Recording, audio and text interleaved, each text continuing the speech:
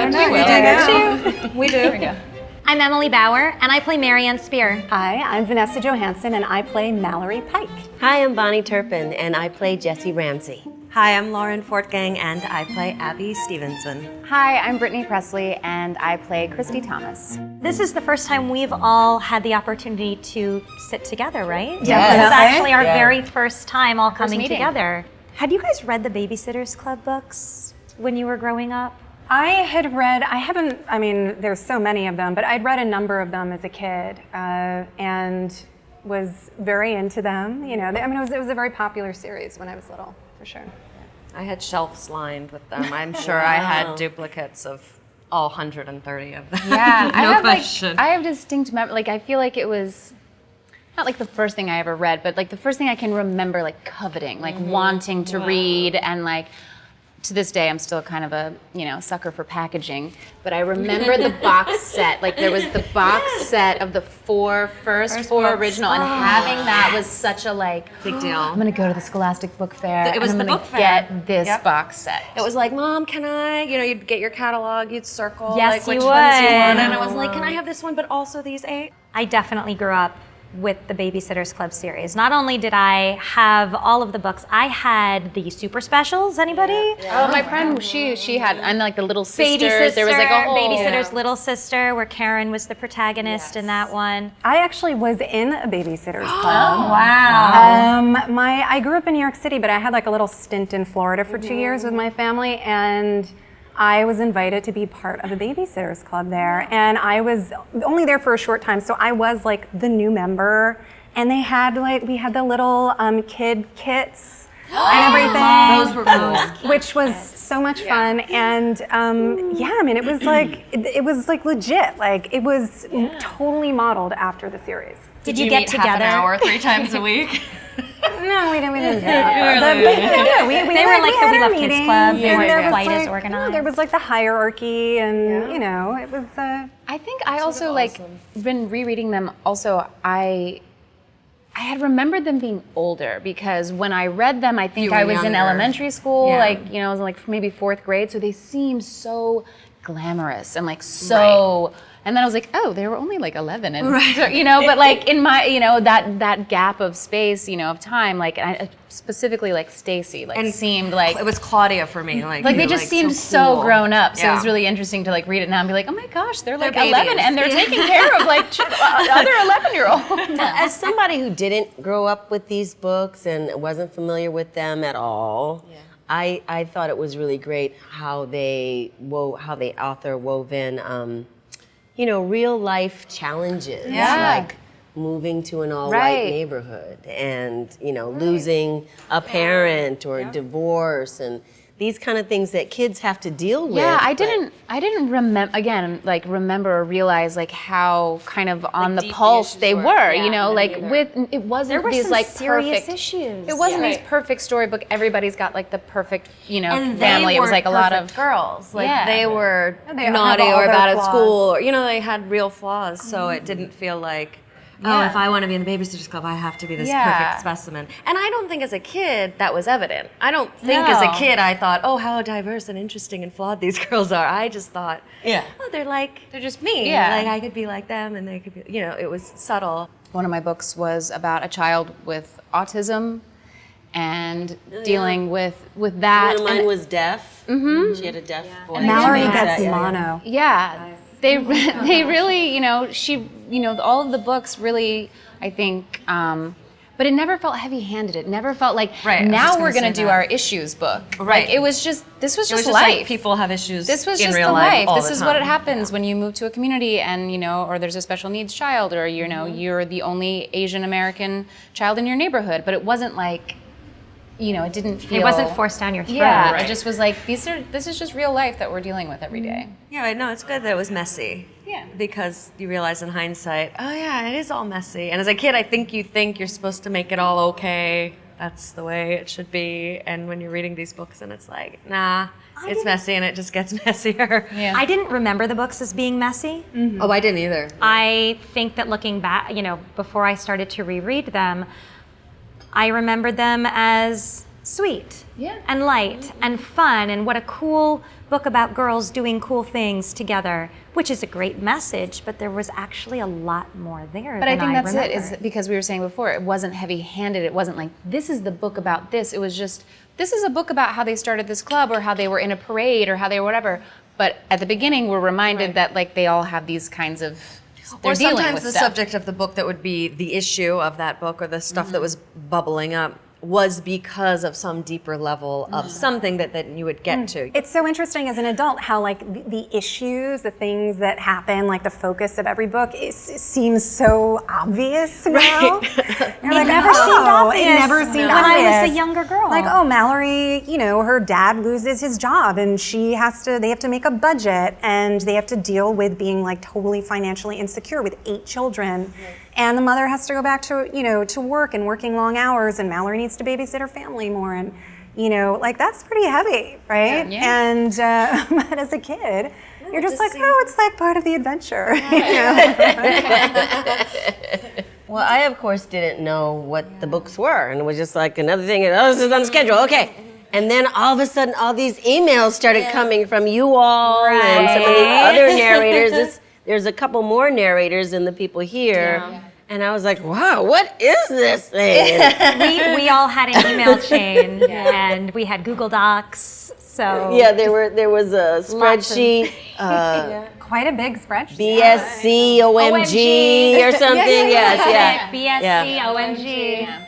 I thought when they first mentioned it to me that I was doing all of them, like that they were like, you know, we're real, like it wasn't quite explained, like that I would be playing. It was like, you know, we're gonna do the Babysitters Club books. Are you interested? Like, what's your schedule kind of like? let me And I clear was my like, schedule for the I next was 6 like, years. wow, that's a lot of material. Yeah. And then it wasn't until like once I said, okay, I can do it, and then it was like that I was gonna be Christy, and I did. I was like, oh my gosh, Christy, like that's It's it's Christy. This is her great idea. So when I found out that I was going to do the series, I was like, has someone been inside my dreams? I mean, this is like the kind of book series that you're like, it was just, I had like a weird book arc. I mean, do you guys remember Book It? Like, did you have that? It was like a Pizza Hut awards thing. If you read a certain number of books. Yes. I So do know like what you're talking about. Babysitter's Club was Okay, one of I know those what you're like, oh, I'll just read. Oh, you know, people would be like, I'll read 3 books this month and 4 weeks, and I'd be like, I'll read 14 books this month. That would make my mom buy me all the Babysitter's Club books. But as a narrator, I still love getting projects that make me feel nostalgic about being a young reader, and so I love doing YA and kids books. And so this for me was sort of the pinnacle of nostalgic joy, you know. So Yeah, I think what was unique about this project for me is, I mean, at least initially, it was just the excitement that came from everybody, from, you know, Kat, the producer, and, you know, from all you guys, and it was incredible. Like, everybody was like signing off, you know, like, you know, BSC, like, it was Forever. Yeah, it was really funny. it was very organic, I think, everyone like being really excited about and it. that's, you know, audiobooks are usually such a solitary thing. And so to feel like a part of a group and like feel all the excitement was a lot of fun. Well, it's like you get projects so and sometimes, you know, without knowing, you're like, oh, my schedule, and then you're like, there's some things that come and you're like, okay, I'll make time. Like I'll make I don't anything have happen time, for but I'll that. make Yeah, I'll yeah, figure out a way to make this work. Once I knew that we had the privilege of recording the Babysitters Club series, I actually got a little nervous because the book series means so much to me personally, and it meant so much to me, and I want to share that with new readers. I really listened to your voices and tried to imbue as much of your style and personalities and how you were portraying your characters into what I did. Yeah, I mean, it was kind of necessary too. I mean, there were so many characters. So much, And we, of course, were also narrating each other, you know, so having a sense of what we all sound like and, you know, what our characters are going to be like was really, really important.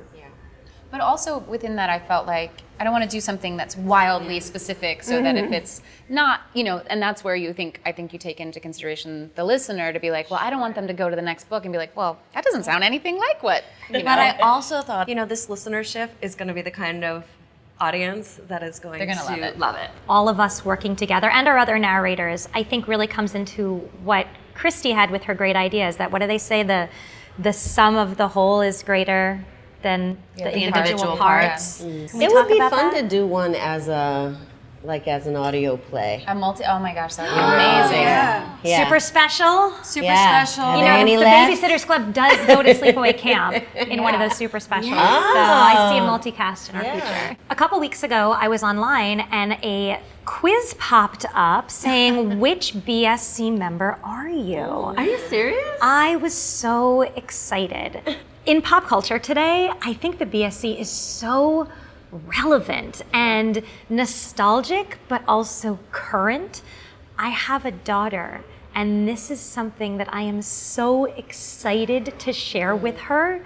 And I feel so cool because I'm so invested in these stories and these books, and then so is she. And she doesn't think anything I do is cool, ever. She's way too cool. This is cool. If you talk about pop culture, if you talk about character archetypes, it's all there. Yeah. I think it's funny. This is, I think, the one project I've done that the people I tell about that I'm involved so in it, they're like, excited. oh my God, like, you know, and, yeah, everybody's so excited My about girlfriends it. were like, what did you say? What is this? You're doing what? Like the Babysitter's Club? Exactly. And you're like, Yeah, people's reactions have been amazing. Achievement, Well, activate. I'm telling you, it's like the pinnacle of your, like, oh, I get to go full circle now. They seem so, you know, what we were talking about, they seem so grown up in these books. Like, they're handling so much responsibility. And it seems like now kids aren't as much. There's like more, kids maybe are a little more like protected of what they're doing. And so I think the idea to like inspire them to be like, yeah, let's like start a club, let's have a business. And kind of getting excited about responsibility. I know, you know, like as a, responsibility, that you know, and seeing entrepreneurial that- spirit. Yeah, and like that's a sign of maturity, and wanting to babysit your, you know, even if it's just like your siblings or that kind of thing, and like giving kids that responsibility now, which I don't know, when I was reading about it, I was like, I can't imagine an 11-year-old babysitting. I did. I can't believe somebody let me. Now, I can't imagine it now. I can't. And I think kids have less freedom now. I don't think it's as you know, open, like you go out and run the around the door. neighborhood Right, and yeah. come back when the street lights come on. I think people want to know exactly where their kids Yeah. are at all times now in a way that's different from before. And kids have cell phones, so you can Right. know exactly where they are. The Babysitters Club also taught responsibility. Yeah. Those kids always had a number where they could reach a parent. They were responsible enough to come to a meeting and run a business and be thoughtful and proactive about that. You're really into being on time. Really, well, some of them were. I didn't learn that skill. Jesse was. Still working on Jesse time was always management. worried about being 1 minute late for the BSC. Well, when you're led by a tyrant. I run a tight ship. What can I say? Also, I was just going to say that they were also fair amongst them, and you know, they respected one another and they supported one another through all of their many hardships. And so that support of the community, like, I think is really important to model. Even for within young girls. disagreements. I mean, they weren't all always best friends. They did. There were. They all stopped pairings talking to that didn't Marianne at work. one point. Yeah, there Give her was. the silent treatment. It's real, you know. Friendships grow and change, and that was a nice lesson to see. Like, you know, 6 girls don't have to be perfect friends without any issues ever whatsoever amongst Right. themselves. Like, they did struggle Yeah. with each other even, and 20 years after these books were written, 30 years after they were written, that all of these girls would still find a way to keep in touch. And they'd all be living very different lives. 100%. 100%. I think it'll be interesting. I know that they're gonna do. Is it a Netflix show? Maybe. yeah. I think it'll be really interesting to see how they modernize it, but how they keep it the same, and just even things with like social media, cell phones, Instagram, all those things, and those are real issues that kids are facing. Such and I'm a part of so kids' glad that I lives, didn't yeah. have any of So it. glad that I didn't So have glad I didn't that. have any of it. I just like barely missed the cup of it, and I'm like, oh, thank you. So as someone who has a child who's going through this, and then I'm learning at the same time, I have to tell you that so many of these lessons are still so relevant today. Yeah. And when you take it all away, the lessons at the core can help you deal with that. Peer pressure, figuring out who your real friends are, how to be true to yourself, all of these issues that our kids are facing today. Yeah. I'm taking it all back to the Babysitters Club. I'm drawing my parenting inspiration from the things they went through, and I'm plowing forward, crossing my fingers on a wing and a prayer that they're giving me enough parenting advice.